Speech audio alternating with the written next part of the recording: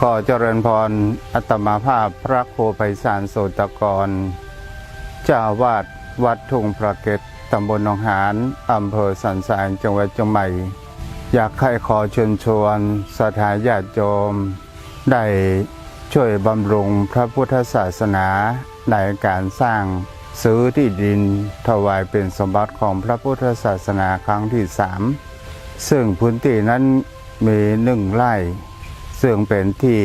ติดกับวัดนาวัดเจ้าของที่ดินนั้นได้มีความเจตจำนงในการขายที่ดิน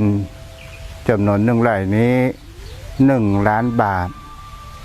ซึ่งเป็นราคาที่ต่ำกว่าราคาประเมินที่ดินนี้ติดกับบ่อผาและติดที่ทางหน้าวัดถ้าเปิดซื้อตอนนี้ไว้ให้กับลูกกับหลานอนาคตคงจะมีราคาแพงฉะนั้นสามารถที่ติดต่อร่วมทำบุญเป็นเจ้าภาพได้ทางธนาคารกรุงไทยหมายเลขบัญชี375-074-7407ที่ดินผืนนี้จำนวน1 ไร่ที่เจ้าของที่จะขายจำนวน1 ล้านบาทถ้าบ่ซื้อในตอนนี้อนาคตต่างไปหน้าคงจะมีราคาแพงเพราะว่าที่ดินในระแวกตำบลหนองหานราคาประเมินอยู่ตารางวาละ 10,000 บาทนี้ก็ขอทางเจ้าของเปิ่นขายในต่างการทำบุญตัวขอเชิญชวนศรัทธาญาติโยมร่วมทำบุญด้วยกันเด้อวัดทุ่งพระเกตถึงอยู่ห่างไกลชายแดนระหว่างเขตติดต่ออำเภอสันทรายและ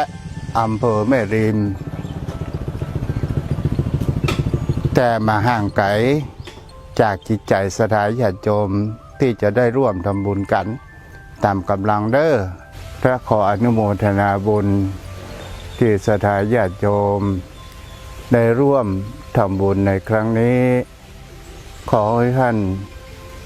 จงพบแต่สิ่งดีๆพบแห่งพระธรรมคำสอนของพระพุทธองค์ทุกภพทุกชาติมีเกิดมาชาติใดขอให้มีทรัพย์สินสมบัติอันเป็นที่ดินตลอดจนถึงมีแห่งอริยทรัพย์